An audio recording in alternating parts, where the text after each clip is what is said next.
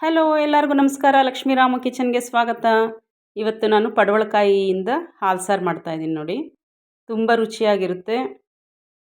ಬಾಣಂತಿಯರಿಗೂ ಕೊಡ್ತಾರೆ. ಇದು ಆರೋಗ್ಯಕ್ಕೂ ಒಳ್ಳೆಯದಿದು. ತುಂಬ ಚೆನ್ನಾಗಿರುತ್ತೆ, ರುಚಿಯಾಗಿರುತ್ತೆ ಸಾರು, ಮುದ್ದೆಗೆ, ಅನ್ನಕ್ಕೆ ಎಲ್ಲನೂ.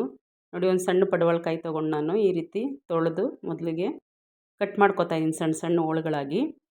ಬೀಜ ಬಲ್ತಿದ್ರೆ ಹಾಕೋದು ಬೇಡ, ಎಳೆದಿದ್ದರೆ ಬೀಜನೂ ಸಹ ಸಾರಿಗೆ ಹಾಕ್ಕೋಬೋದು ನಾವು. ನೋಡಿ, ಈ ರೀತಿ ಎಲ್ಲ ಸಣ್ಣಗೆ ಹೆಚ್ಚಿಟ್ಕೋಬೇಕಾಗುತ್ತೆ ಹೋಳುಗಳಾಗಿ. ಒಲೆ ಮೇಲೆ ನಾನು ಆಗಲೇ ಒಂದು ಪಾತ್ರೆಯಲ್ಲಿ ನೀರು ಕಾಯೋದಕ್ಕೆ ಇಟ್ಟಿದ್ದೆ. ಇದು ಹೋಳುಗಳನ್ನೆಲ್ಲ ನೀರಿಗೆ ಹಾಕಿ ಮೊದಲಿಗೆ ಬೇಯಿಸ್ಕೊಂಬಿಡೋಣ.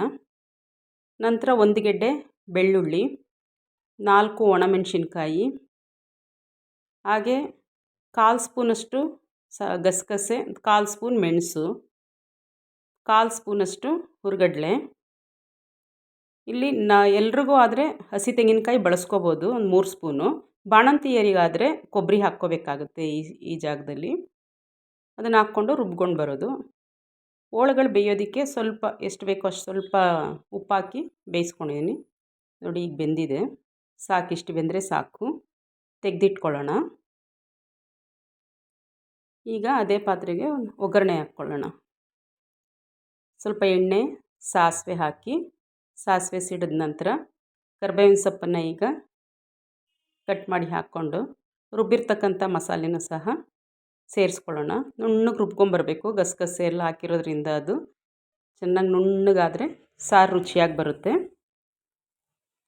ಈ ರೀತಿ ನೀರೆಲ್ಲ ಎಷ್ಟು ಬೇಕೋ ಅಷ್ಟು ಸೇರಿಸ್ಕೊಂಡು, ಹಾಗೆ ಒಂದು ಕುದಿ ಕುದ್ಮೇಲೆ ಹೋಳುಗಳನ್ನೂ ಸಹ ಸೇರಿಸ್ಕೊಳ್ಳೋದು.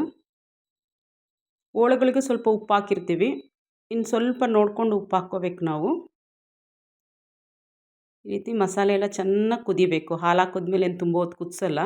ಹಾಗಾಗಿ ಹೋಳುಗಳಿಗೂ ಸಹ ಈ ಖಾರ ಎಲ್ಲ ಉಪ್ಪು ಖಾರ ಹಿಡಿಬೇಕು. ಆ ರೀತಿ ನಾವು ಒಂದು 3ರಿಂದ 4 ನಿಮಿಷ ಚೆನ್ನಾಗಿ ಕುದಿಸ್ಕೋಬೇಕು. ಸ್ವಲ್ಪ ತಿಕ್ನೆಸ್ ಬರುತ್ತೆ. ಹುರ್ಗಡ್ಲೆ ಜಾಸ್ತಿ ಹಾಕ್ಕೋಬಾರ್ದು, ತುಂಬ ಮಂದಾಗ್ಬಿಡುತ್ತೆ ಸಾರು. ಹಾಗಾಗಿ ಒಂದು 1/4 ಸ್ಪೂನಷ್ಟು ಹುರ್ಗಡ್ಲೆ ಹಾಕಿದ್ರೆ ಸಾಕು.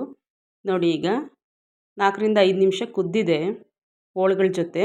ಈ ಸಮಯದಲ್ಲಿ ನಾವು ಕಾಯಿಸ್ಕೊಂಡಿರ್ತಕ್ಕಂಥ ಹಾಲನ್ನು ಬೆರೆಸಿ ಕುದಿಸ್ಕೋಬೇಕು. ಹಾಲು ಒಡೆಯೋದು ಏನೂ ಆಗೋದಿಲ್ಲ, ಇದು ಒಡೆಯಲ್ಲ ಹಾಲು.